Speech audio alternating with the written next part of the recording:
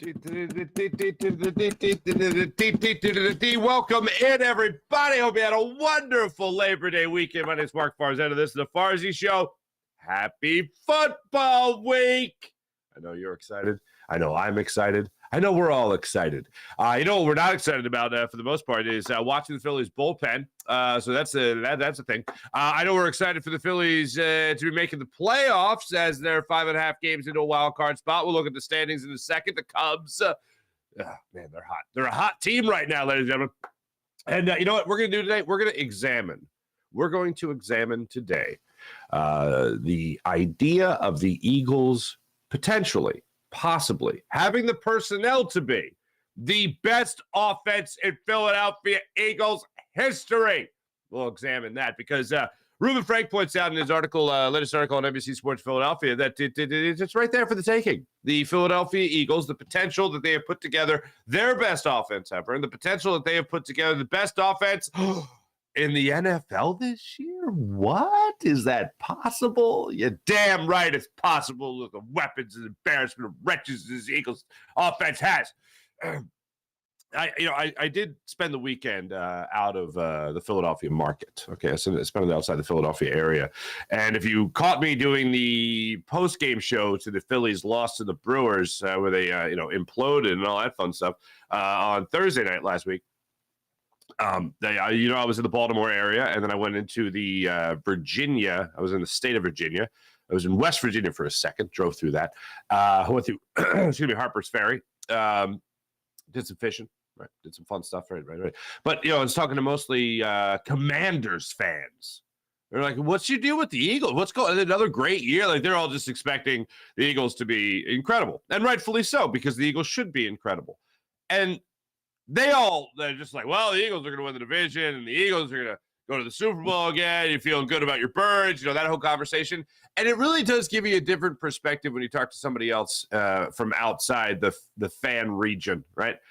And it's like every year that you have the opportunity to talk about a team that you really feel like can win a championship, I think the number one thing is, aside from like just looking at all the talent, but if your number one thing is staying healthy, just keep these guys healthy, just stay healthy, then you're off to a pretty damn good start. Like, that's how you want to start every single season. You don't want to get to the point of, I don't know if we have the right quarterback. I don't know if he's the guy. I don't know if they should be starting QB2, the backup over QB1. Like, I don't know if that should be the case. I don't know if this wide receiver core is good enough. I don't know if this defense is good enough. I don't know if our linebackers is good. I don't know if our corners. Like, if you get into those problems, then you really have some questions. But as I said, every single time when we talk about 2017, the biggest problems concerning that team were like, okay, who's your long snapper and is your backup quarterback played enough in the preseason? Like, those were the problems, quote unquote, that we were facing going into that season. Bottom line was, the main point was, stay healthy. This team's going to be pretty good. Stay healthy. This team could go to a Super Bowl. Well, they didn't stay healthy. They lost their quarterback, and then they won the Super Bowl. That's insane. So I look at this Philadelphia Eagles team, the 2023 Philadelphia Eagles, and I'm just like, this. You get to this point, you stay healthy, and you're gonna have a phenomenal opportunity to win the Super Bowl. So we'll talk about that. We'll talk about it on the offensive side of things. Tomorrow we'll focus a little bit more on the defense, but today we're going to focus on the offensive side of things when it comes to the Philadelphia Eagles and just how good they could be. How good could this Eagles squad be? We'll get into that. But we will start it off with your Philadelphia Phillies because they jumped out to an 8-1 lead on the San Diego Padres yesterday in San Diego. You had a fine game there for the Phillies. You had home runs galore. Kyle Schwarber, another home run. He just continues to be on his tear. You got a triple, an RBI triple by Christian Pache, who's back in the lineup now. Trey Turner hits another home run, and Mundo Sosa hits a home run. Alec Boehm got a double, a three-run double, which was great to see. You get a lot of offense. But on the other side of things, your pitching just really struggled. And I want to pick it up in the 8th inning. Now, Jeff Hoffman went out there and had about a 9-pitch outing to get 2 outs there in the 7th inning. And after the game, it became known from Rob Thompson that he didn't want to use Jeff Hoffman at all.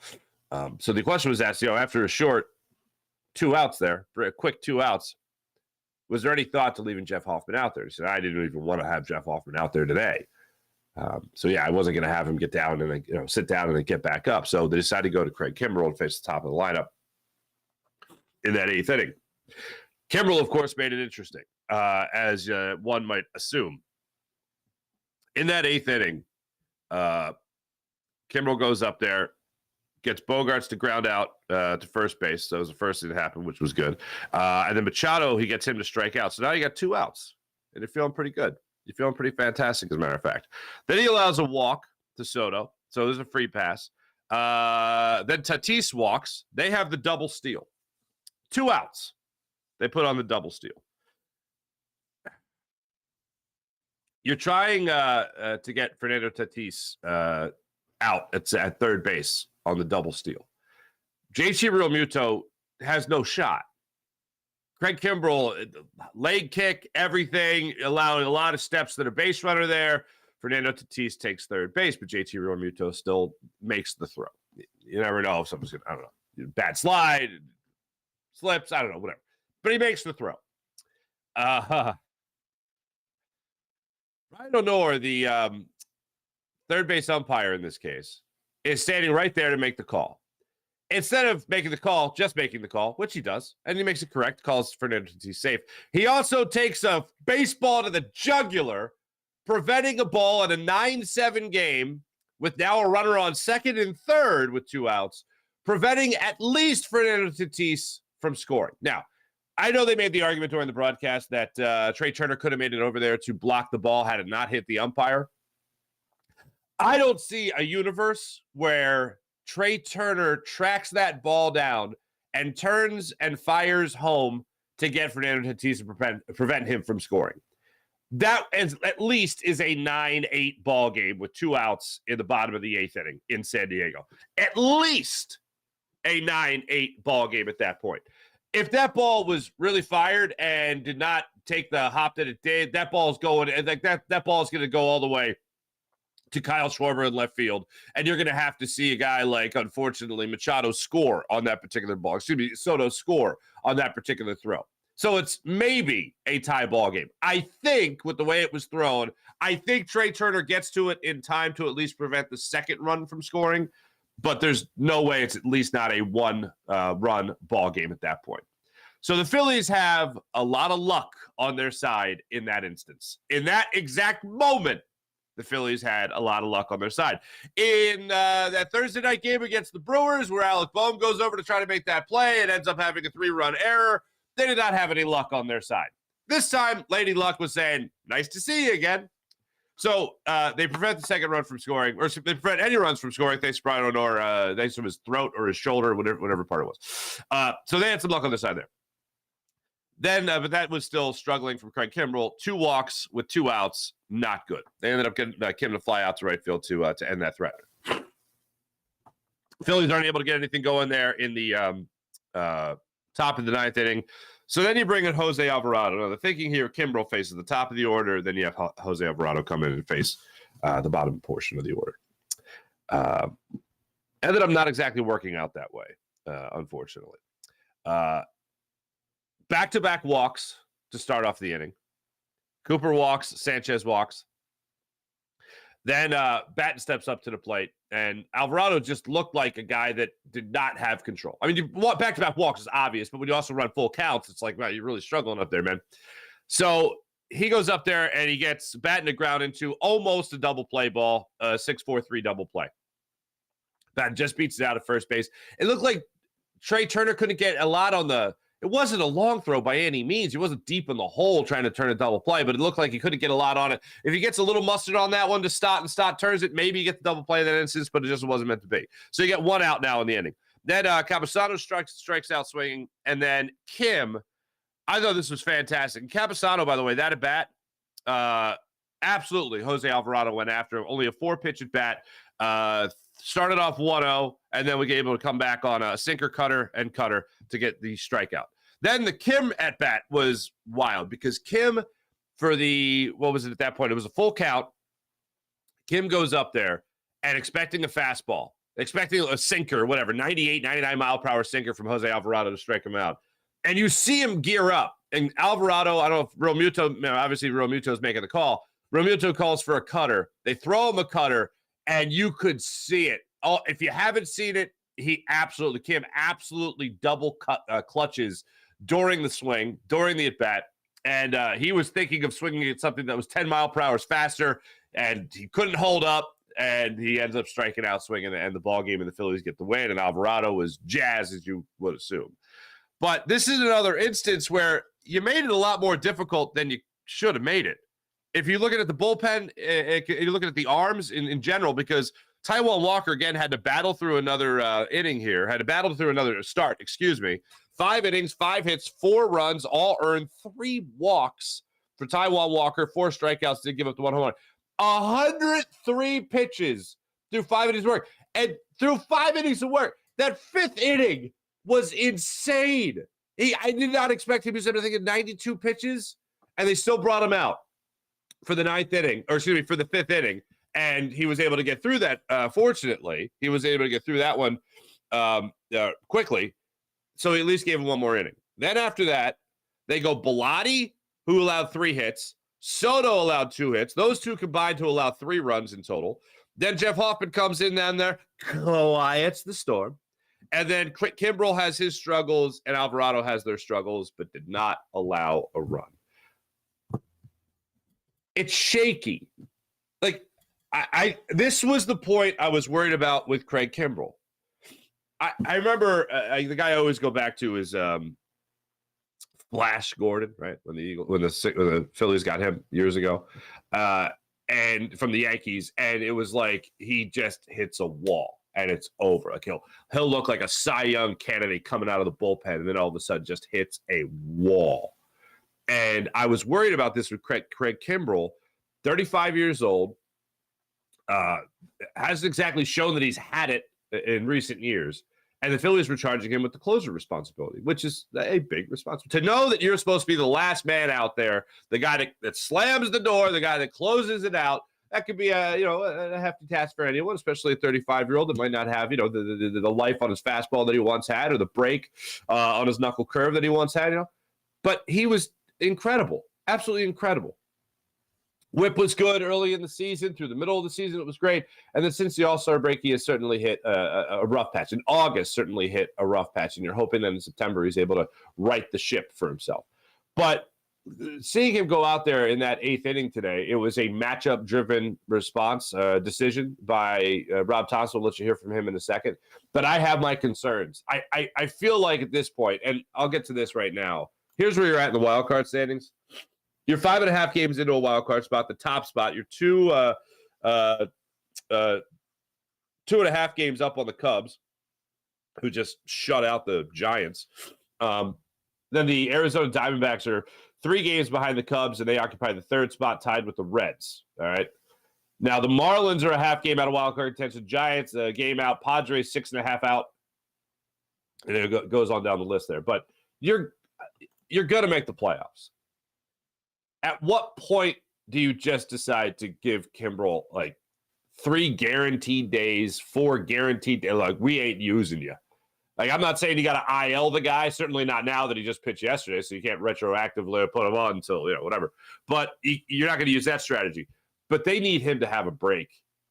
Like, the offense is doing their job. This should be a game where it's 9-2, whatever, 9-3. You don't need to bring in Craig Kimbrel late in the game to pitch it all. The offense is doing their job.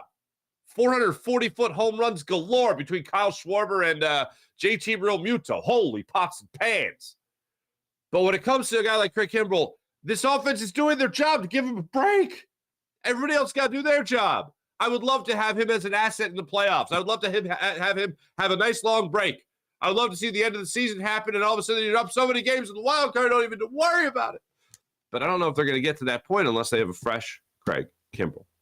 And this is what I was worried about all season. Is he going to be okay in August? Is he going to be okay in September? Oh, my God, is he going to be okay in October and early November? Because if that's not a concern of yours, I don't know what else you would be concerned with this team. Bryson Stott broke out of an 0-for-16 slump going into yesterday's game. That was fantastic. It's a 4-hit day. little luck on his side, too. But you know what? Hit them where they ate and hustle down the first baseline. You never know what can happen. That summed up Bryce's stats day yesterday.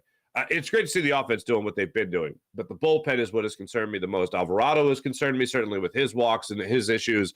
Craig Kimbrel has concerned me. And Jeff Hoffman has been a pretty steady guy for this Phillies bullpen. Bellotti certainly been up and down, and it seems like a game by game. What version of Andrew Bellotti you going to get? Matt Straub was up in the bullpen yesterday, too.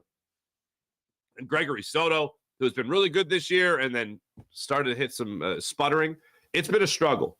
After the game yesterday, Rob Thompson was asked about what has really gotten to him about his Phillies arms, including not just his bullpen, but also his starting pitcher in Taijuan Walker. The thing that upsets me is our leadoff walks and the amount of walks that we had today. And you get a big lead like that, you just got to go after people. You just have to. If they beat you by putting the ball in play, then they beat you. But you can't give them free passes. Do you think some guys have hit a wall? Because at least in line, obviously, Nolan gave 4 2/3, Suarez 4, Walker 5, so that's kind of had a cumulative effect. Yeah. But do you feel like some of these guys have hit a wall? I don't think so. I thought, now, I have to be honest with you. With the glare, I can't tell a lot of times what pitch is even being thrown. I have to look up so it's tough to evaluate that. But, other than the walks, walking into some jams and worked himself out of it. He just competes. And there's a reason why he's got 15 wins now. He just wills himself 5th, 6th, 7th inning, and that's what he did. I love his confidence in his bullpen, and he's good to have that. But look, these guys just need breaks. And Jeff Hoffman is the guy that certainly needed a break. He shouldn't have pitched in last night's game. That's ridiculous, especially when you're leading 8-1 and you almost blow it. I know, like you said there, Taijuan Walker is a big part of that as well. But, man, you're trying to give these guys breaks. Your offense is providing that opportunity. And it's like one bullpen guy is screwing the other bullpen. You got Bellotti screwing Soto, who then, screws Hoffman, but Hoffman's able to get out of it. And then Kimbrel almost screws himself. And then you have Jose Alvarado out there, almost screws himself too. But he's able to get out of it. Ends up saving himself. These guys need rest. It's been a long season. It's been a long season of good baseball. I know it didn't feel like that the first 2 months of the season, but man, when June hit, it was certainly a much different showing from the Phillies. And a big part of that has been the way your bullpen has performed. Also your offense, also Kyle Schwarber in the leadoff spot, which has been fantastic also. But watching this team has been absolutely unreal over the last 3 months. And like I said, a lot of that has been your bullpen. Now these guys are going to start to hit a wall. That's troublesome. And I was joking about this, semi-joking about this, half-joking about this, half-kidding about this on Wednesday, where it's like bullpen has been old reliable for the vast majority of the season. And then all of a sudden that's going to be what's going to blow a gasket and make you limp into the playoffs. No thanks. No, thank you. By the way, I did mention Kyle Schwarber, his 40th home run of the season. It is wild, man. 40 home runs. It was like, it feels like yesterday I was just waiting on Ryan Howard to hit 40 home runs, and that would be that. Like, that was the deal. He's going to have a 40 home run season. But Kyle Schwarber, back-to-back home runs, back-to-back 40 home run seasons, first one since Ryan Howard. And how about this? Tim Kelly points this out on Twitter, and this came out Saturday. Kyle Schwarber has 106 walks, 175 strikeouts, and a 190 batting average. Now 40 home runs. Now 89 RBIs, I believe it is.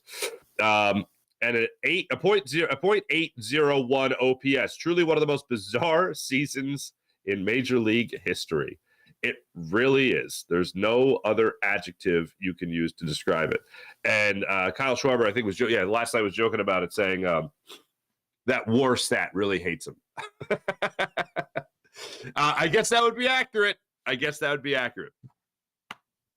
Absolutely, really insane when you think about the season that he has had now for the Phillies. So Phillies will be back at it tonight, by the way,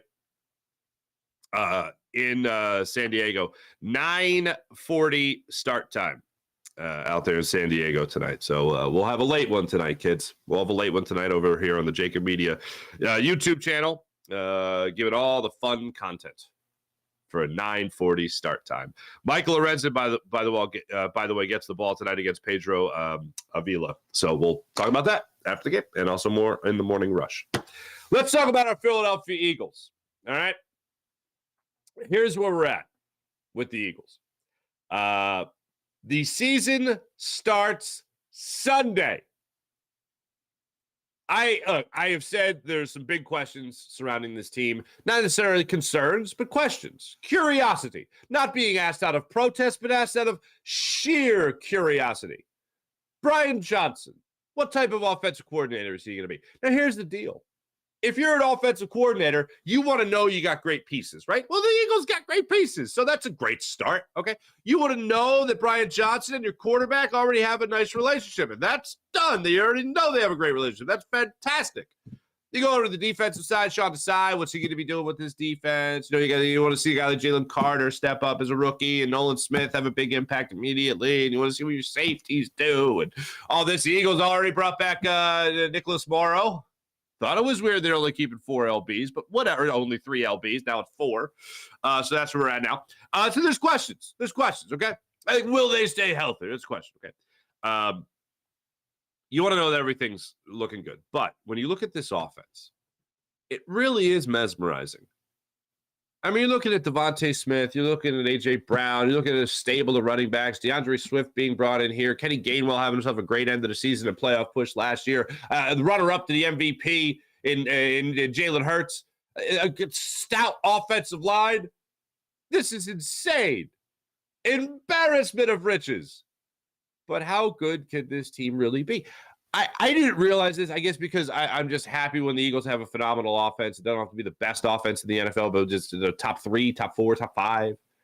To be in that category. Same thing, to be in the defense. You want to be in that range. You want to be in the top 4, top 5, top 10 even, right? But offensively speaking, this team does have the potential to go up there with teams like the Bengals, for instance, teams like the Chiefs, to be one of the best offenses in the NFL. And I didn't believe this, but Reuben Frank points this out in his NBC Sports Philadelphia article. A look at the 10 highest ranking scoring teams in Eagles history. And the last time the Eagles were the number 1 number 1 offense in the NFL was 1949. Now, the year they scored 31.3 points per game, you see it right there. For the people on the podcast, I'm showing a graphic. 31.3 points per game in 1948 was not number 1, but they were number 1 when they scored 30.3 points per game in 1949. 1949 was the last time the Eagles had the best offense in the NFL. Now, let's look at some other years here. The year they had T.O., by the way, they weren't even top 5. They only scored just over 24 points per game the year they had T.O. and went to the Super Bowl in 2004. But then you look at, where are we at? 2022, in the middle of that column there, only 28 points per game. What jumps out to me about this is that there's only 2 times in the Eagles' history they scored over 30 points per game. And it was in 48 and 49. Pass happy NFL in 2014, 2017, 2022. 2010? Like, they didn't even crack the top 30. They didn't even get over 30. That's insane to me. That's what really jumps out to me about this list. So, looking at the Eagles this year, can they be better than the 28.1 points per game that they scored last season? Absolutely. They absolutely could. That's a historic list, by the way. But one more thing I want to look at here. I want to look at the 80s. How'd they do in the 80s? Oh, nothing there in the 80s? Oh, okay. Womp womp. Anyway,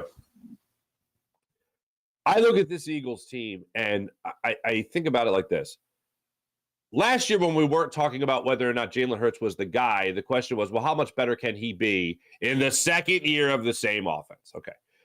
Now, obviously, it's a different defense, or, even though it's a different offensive coordinator, they're going to be running a lot of the same stuff because it's the same head coach doing the game planning. It's the same offensive-minded head coach doing the game planning, and Nick Sirianni. Nothing you don't already know. So that box is checked as far as I'm concerned. Again, I know it's a different coordinator, but to me, it's the same scheme, same idea. And now you're going to have a more stout backfield, a more versatile backfield. Look, Miles Sanders actually came out of the gates pretty well last year, catching the ball out of the backfield, something he had not really done. So that was the question mark to see whether or not you could use that at least. And the Eagles still very rarely ever threw their running backs, which ended up working out just fine. But looking at the Eagles and how versatile their offense could be as a whole, not just out of the backfield with who's going to run and catch out of the backfield, but looking at your wide receivers positions, looking at your tight end position, this team is stacked. So when people talk about Joe Burrow and Jamar Chase and T. Higgins and Tyler Boyd, the weapons he has out there, and people start talking about Patrick Mahomes and anyone, and you even can talk about Aaron Rodgers' supposed to this rejuvenated career he's going to have in New York. And this isn't going to be Brett Favre 2.0, right? Okay, fine.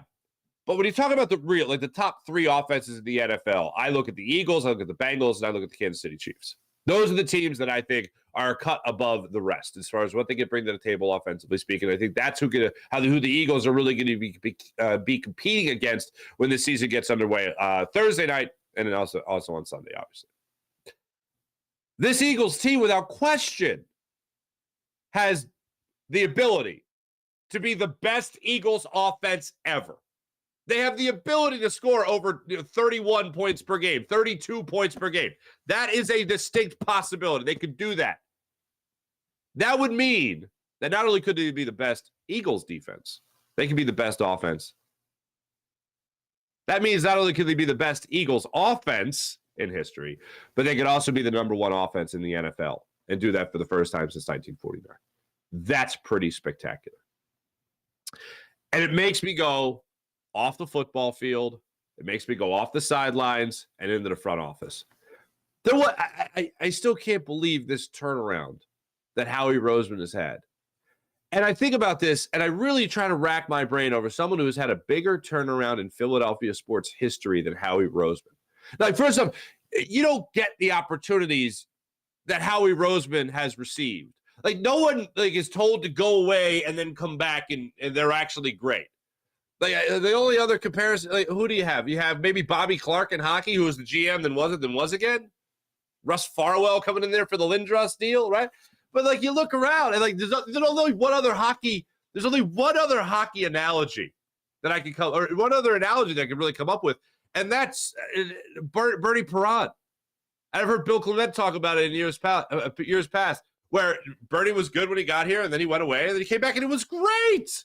There's a turnaround. He was great when he came back. Howie Roseman couldn't draft worth you-know-what, and then they go through the Chip Kelly era. Howie gets put away, comes back, in this turnaround of him now being the brainiac in the NFL, not just in the Eagles front office, but the entire NFL. He has assembled a team after the Chip Kelly disaster. It's been 2 Super Bowls in 5 years. Look, you know the resume by now. But that's just still amazing to me. And I think about this offense potentially being the best offense in Eagles history, the best offense in the NFL this season. And I turn away from even who the offensive coordinator is, who the head coach is, and I look at the guy in the front office who put this together, who made this work. And the fact that Jalen Hurts is a second-round pick. Jalen Hurts was selected in strategy-wise, in methodology.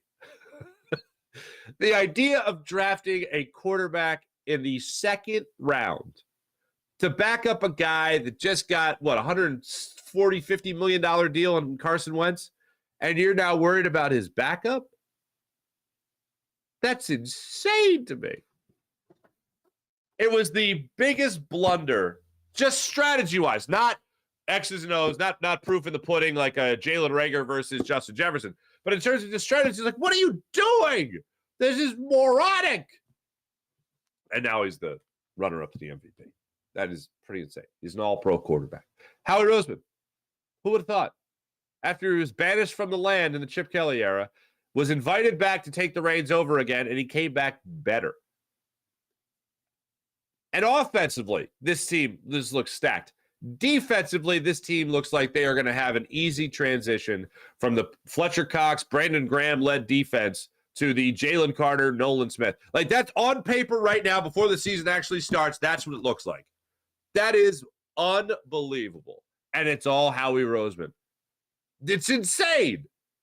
Now, how can the Eagles possibly go up from last year's number of 28.1 points per game.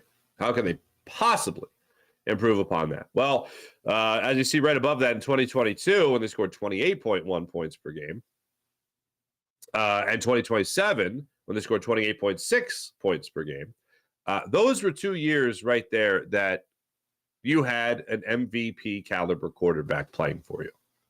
That is remarkable.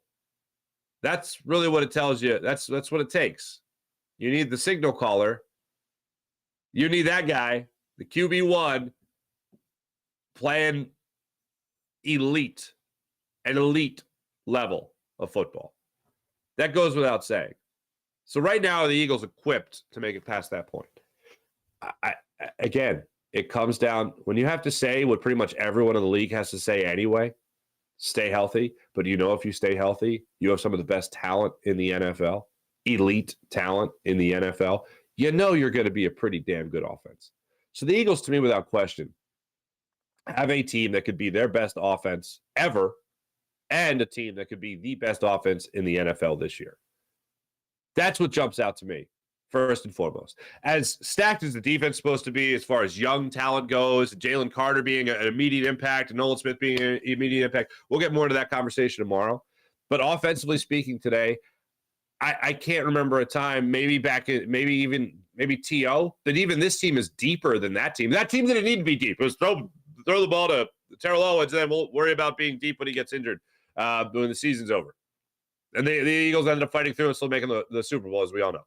But this team and this offense seems far deeper than that team in 2004. And you go back to 2017, that obviously proved to be one of the deepest teams in NFL history with how many guys were IR'd and how many Hall of Fame level talents were IR'd going into that Super Bowl and how deep they had to be. And that running back room was extremely deep as well.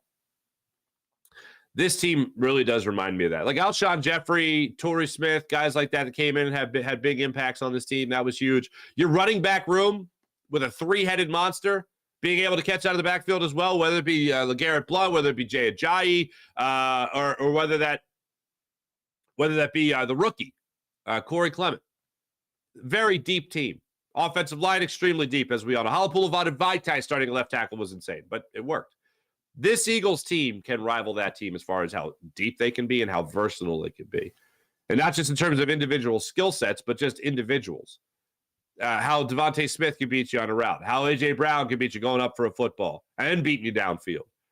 This team just, offensively speaking, has so many weapons that can hurt you. So when people start talking, I know people are they're going through the fantasy drafts and you're looking at different teams. Oh, it's almost too versatile. You don't want to, you're going to get points, but they're going to be guys that can really put up points or guys that are going to really have their points split because of how many guys are weapons. In fantasy, you want to make sure that you always have guys that are going to get points, are going to get catches, are going to get receiving yards. This Eagles team has that. Rushing yards as well, this Eagles team has that. When you look around at the Bengals or the Chiefs, for instance, those teams, they're going to have guys that can hurt you. But when it comes to offensive versatility and somebody else being the breakout star, I think the Eagles have everybody else beat in that regard. I think the closest to them is the Bengals, with the three different wide receivers that could beat anybody. I think the Eagles are very close to that. In Kansas City, it's like, okay, well, how do you stop Travis Kelce and Patrick Mahomes and Pacheco? Like, these guys are just insane. Like, 7th round pick, what? But when it comes to offensive versatility, I think the Eagles have the opportunity to be the number one team in the NFL this year. And I think they have the opportunity to be the number one team in Eagles history. That's what I'll be kicking my feet up and looking for this season. If everybody stays healthy. That's what I'll be looking forward to big time. Let me get to the chat check and see how you wonderful people are doing on this fine morning. I'll start it off on the Jacob Media YouTube channel. I haven't seen you guys in a while. What's going on? Talking a little baseball. I'll go Phils. People talking baseball on Jacob Media? Oh, here we go. Adam Hurley. The Eagles running back core is loaded. It does give me 2017 vibes. Maybe not in the same ilk of that ground and pound type guy. I think if you're looking for anyone to be that guy or that the LeGarrette Blount type guy, but I think the only guy that really has that type of MO around him, that type of aura, is Rashad Penny. I think you have two guys that can run and catch out of the backfield very well in Kenny Gainwell and DeAndre Swift. And then I think the guy they're going to be looking at is to be more thud, more goal line situation is Rashad Penny. And then you'll be able to use Boston Scott whenever. Because I think Boston Scott doesn't do everything as well as the other running backs, but he still has the ability to go out there and give you some carries, which is great. You absolutely love to see that. Let me head it over to the Farzy Show YouTube channel, see what you guys are up to. Sean Gillespie, good morning. IBH, what's up, IBH? Nice to have you. April, our bullpen is trash. Sean Kilray, I saw that we were considering trading for Cordero Patterson, the punter from Pittsburgh.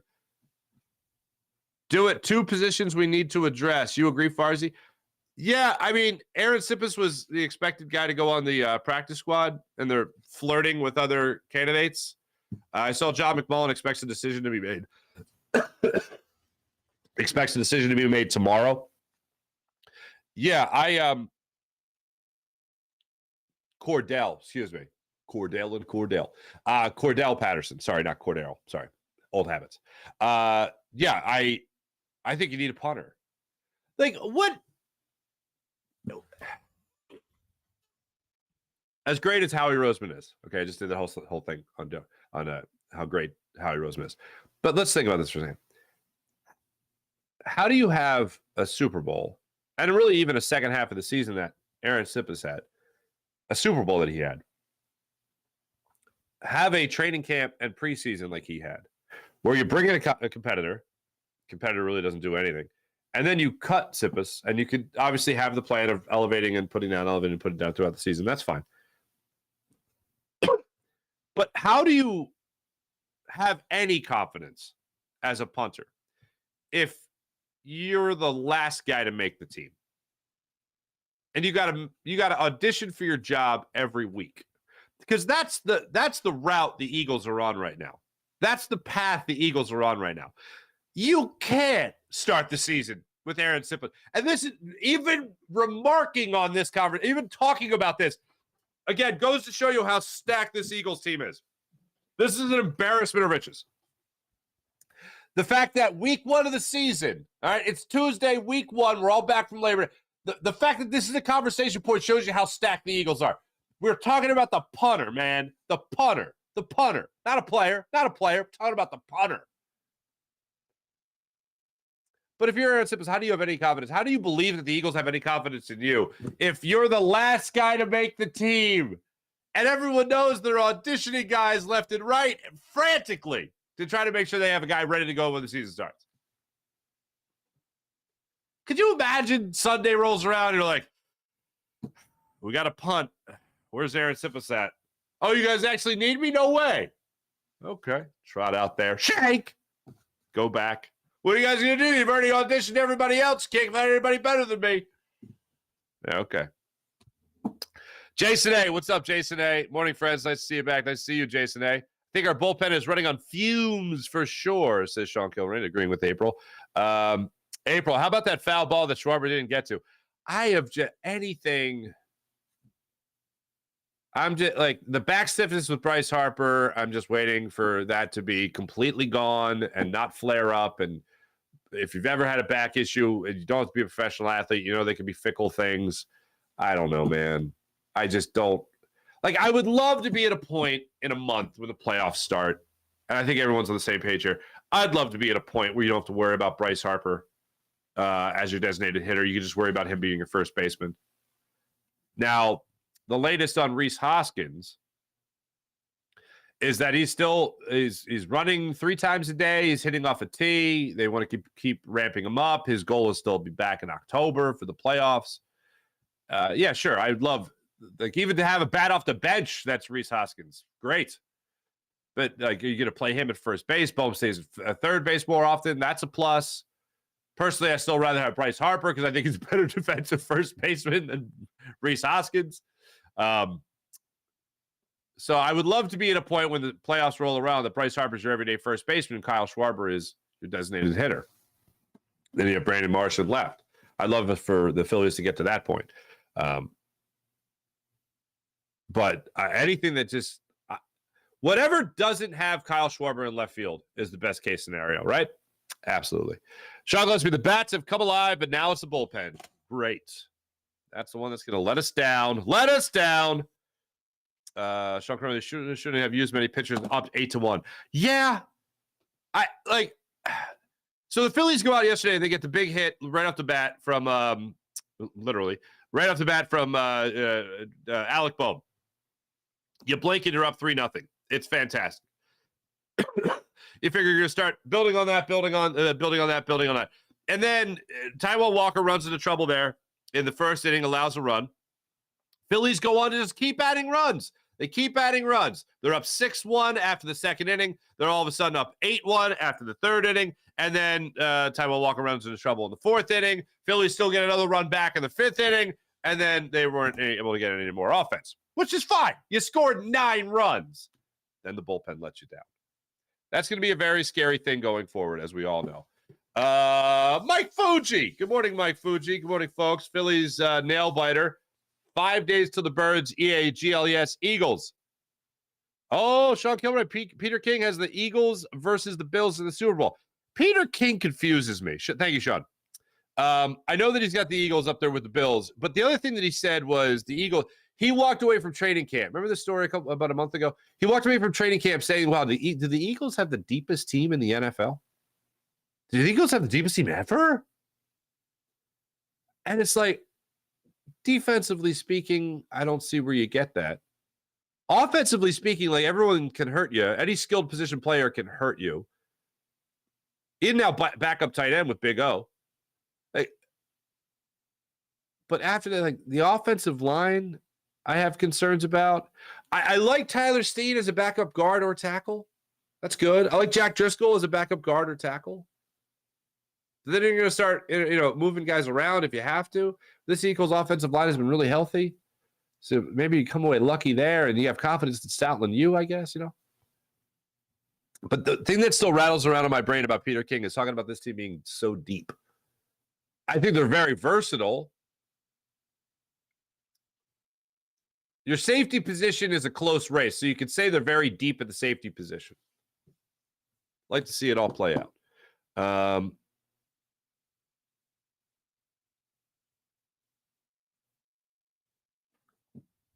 Wait, what's happening here? Oh, Trey Turner. Mihai Sanchez. What's up, Mihai?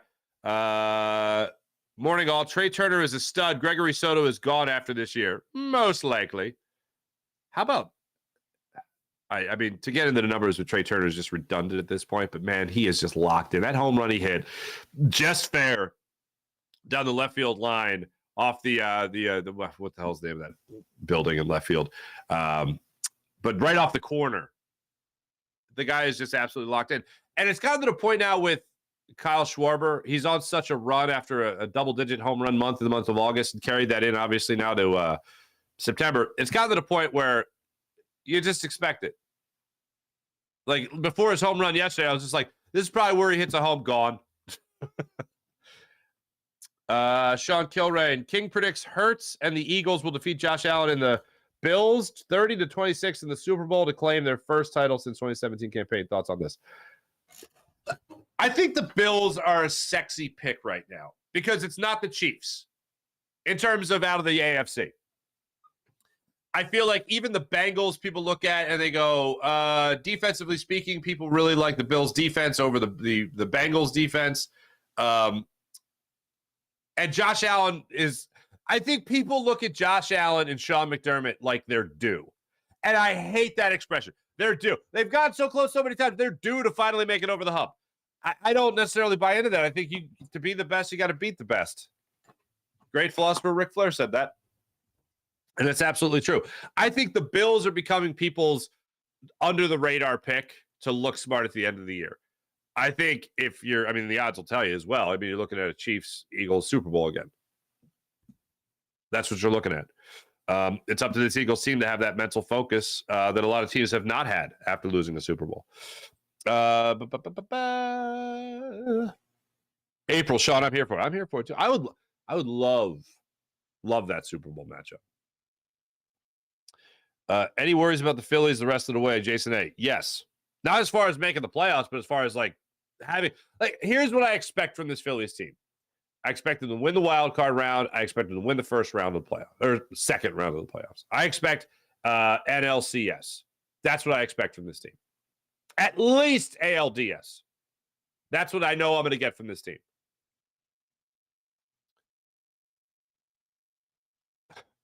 But as far as, am I concerned, like legit concerned about the Phillies? No.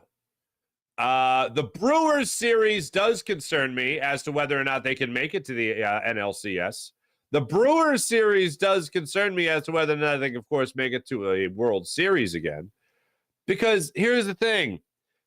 With the expansion of playoffs, like every sport, the expansion of playoffs, it used to be you make the playoffs, oh, you're an elite team. You're a playoff team. Then they expanded the playoffs a little bit. And it's like, oh, wow, you're a really good team. You're a playoff team. Now it's like you're the seventh team in. And I'm not saying this is the Phillies this year, obviously, but you're the seventh team in. And it's like you were able to beat really bad teams. Like, congratulations, you're in the playoffs.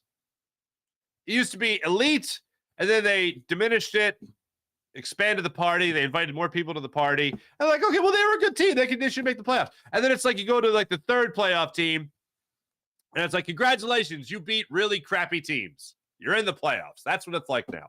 So am I concerned about the Phillies in that regard? No. But the Phillies losing 2 or 3 to the Brewers, that's concerning in terms of what's going to happen when they face the upper echelon teams. April, Jason A. Is anyone know? Watching? April, watching a run for that foul ball gave me Burrell vibes for sure. It's haunting. 2 guys really remind me of Pat Burrell. One is Nick Castellanos when he's running the bases, and then the other is Kyle Schwarber in left field. Like, I thought Rhys Hoskins in left field gave me Pat Burrell vibes. Not so much. Sean Kilrain, the tape doesn't lie for Aaron Sipos in the Super Bowl. Move on from him. Next. Yeah, I think they're going to do that. I don't see how this is exactly a confidence booster for a punter when he is the last man on the roster. And that is a concern, obviously, going forward. So we'll see how the Eagles do with that for the rest of the week. And maybe even tomorrow they make the final decision and see what's what. Thanks, everybody, in the chat. You guys are great, as per usual. Don't forget, ladies and gentlemen, oh, boy, cooking up something nice this weekend. I'm going to be at a ball hockey tournament coming up this Sunday. And I'm very much looking forward to this. It's going to be the Fishtown Showdown Hockey Tournament. It's going to be a great time coming up this Saturday, the 9th. 12 of the NBHL's best teams from New Jersey and Philadelphia will compete for one day, 3-on-3 Ironman tournament at Fishtown Rink, right there in Philadelphia. If you're playing, you can stop by and enjoy the tournament. You don't have to play. Even if you're not playing, you can do that. There'll be plenty of hockey, there'll be plenty of food, family, fun atmosphere, and former Flyers will be walking around as well. Maybe I'll do another Farzy in the field. Maybe I got the itch back again. Really, it's a matter of time. But Humble Parlor Brewing will be there. Interstate Draft House will be there. Myers Brewing Company will be set up, and Lloyd Whiskey Bar. Might have to bring a cigar or two. It all takes place this Saturday morning. Saturday the 9th, 9 a.m. Bring your friends, bring your family, and come out and watch some great ball hockey. I'll be there talking to the masses, as per usual. So make sure you guys check that out. Let's get to the Morning Rush, brought to you by Sky Motorcars, SkyMotorcars.com. Phillies back at it after their 9-7 second win in a row. This one over the San Diego Padres yesterday. They'll be back at it tonight, 9:40 start time. Out there in San Diego, Michael Lorenzen gets the ball against Pedro Avila. Here's what you got going on with Michael Lorenzen. 8-8 on the season, 3.73 ERA. Not good over his last 3 starts, allowing 13 runs to cross the plate. 12 of them have been earned. He is coming off a start against the Angels where he went 6 innings, allowing 4 runs, 3 of them earned on 6 hits. So that's a rough one. He has allowed 5 home runs over the last 3 games. Not something you want to see from Michael Lorenzen. Hopefully this will be him righting the ship. As for Avila going for the Padres tonight, Pedro for the Padres. He goes up tonight. He's been a short starter. Not an opener, but a short starter.